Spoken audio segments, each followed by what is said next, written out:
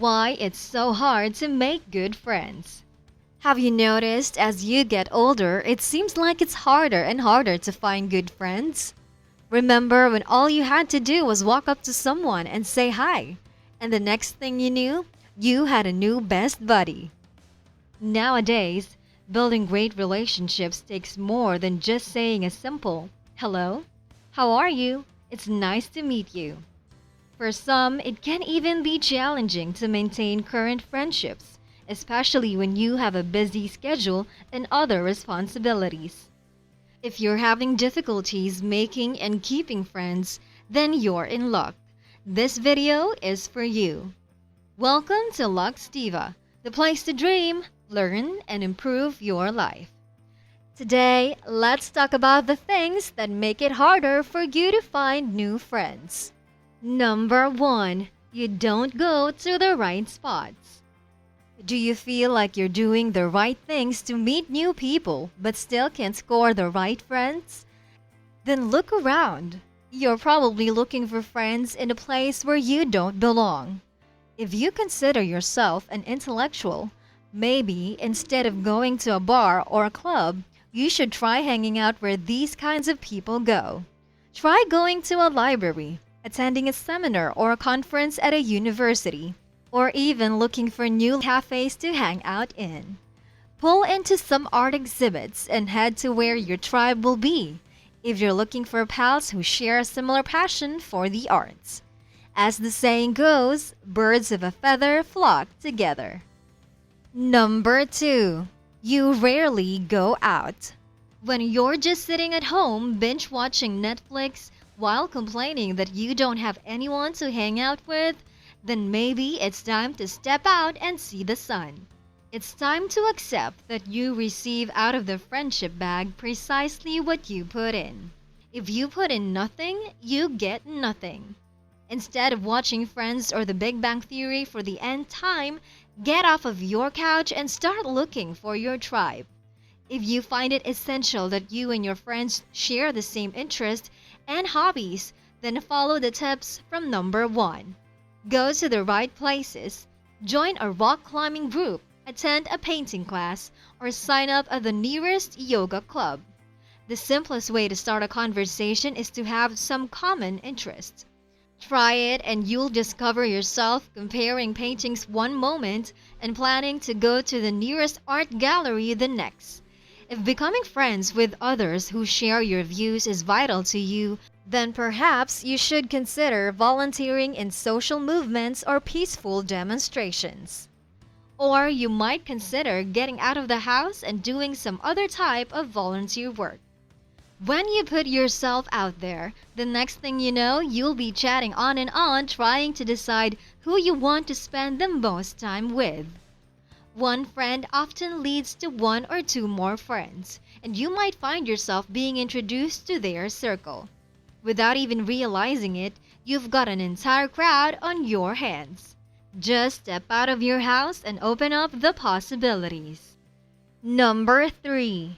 You lack perceptiveness. Imagine this. One moment you are passionately talking about trivia regarding the history of California. You were just about to talk about the gold rush when you noticed your friends were all looking at their phones or zoning out. This could imply that some social cues to divert the topic may have been missed along the road. Sheldon Cooper, anyone? They didn't actually mean to be a bit impolite. It's just that they may have used up all of the social signals that they could muster to show you that they didn't enjoy the topic as much as you do. If your friends suddenly stop talking, stop nodding their heads, and stop giving encouragement to continue, then you have lost them.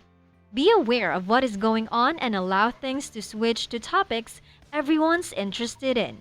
Effective communication is a two-way street, not a monologue. It takes two to tango. If you dominate the conversation or dismiss other people's valuable opinions too much, you may find yourself having fewer invitations to get-togethers. Try to be more conscious of the atmosphere, get conversations going, and people will know they can rely on you to get the party started. Number 4. You are too much of a drama queen. Are your troubles in life often more horrendous than everyone else's? Is your breakup with a significant other much more painful and much more extreme than your friends? Are you always the unlucky one? And do you always find yourself thinking and saying, "Oh, poor me, why am I always so unfortunate?" Then you might have a problem. You could be a little more dramatic than what's socially acceptable. If these descriptions fit you, you'll likely be unfriended on Facebook sooner rather than later. Life always has too much drama as it is. If you add that drama, don't think your friends will exactly enjoy your company.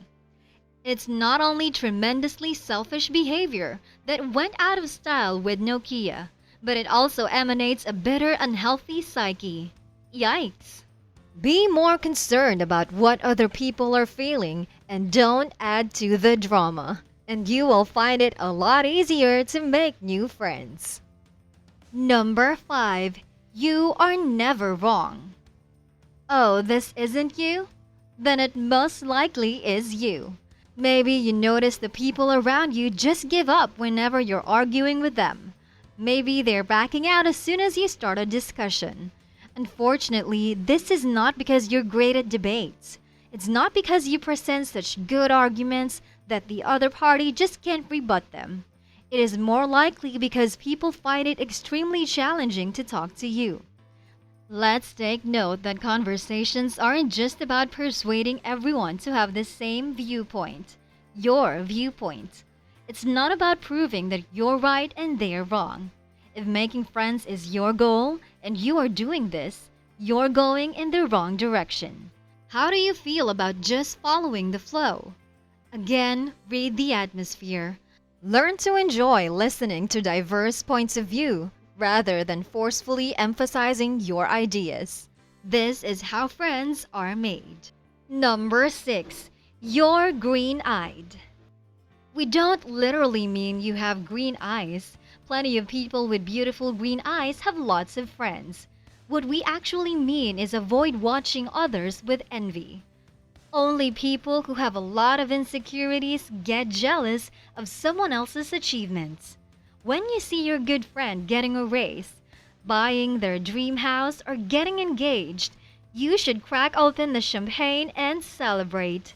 Your friend finally has some good news. It should be a joyous occasion. If excitement isn't your first reaction, then something could be wrong.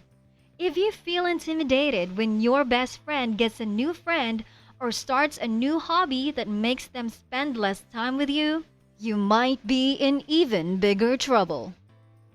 Remember that nobody can make up for your own self-doubt, not even a friend. You might be having trouble keeping friends if you act passive-aggressively or express this kind of jealousy to a new buddy. Instead of moping, why not celebrate with your friend? Sympathize with the hard times and always congratulate them on their successes. Pushing your negative thoughts aside, showing some empathy, and celebrating the good things that happen to your friends not only make them feel good, it will make you feel good as well. Number 7. You have a naughty and nice list.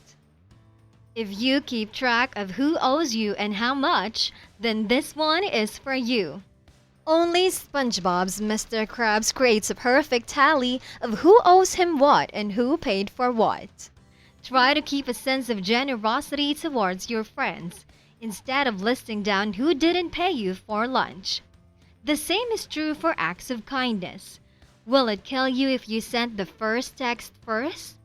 Does it matter who initiated the previous dinner?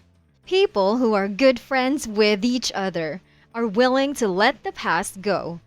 This doesn't imply that you have to be a pushover, but how important is balancing the score sheet against how important it is to have a fantastic friend? Thank you for sticking with us this far. Don't forget to hit like and subscribe so you don't miss out on any future videos.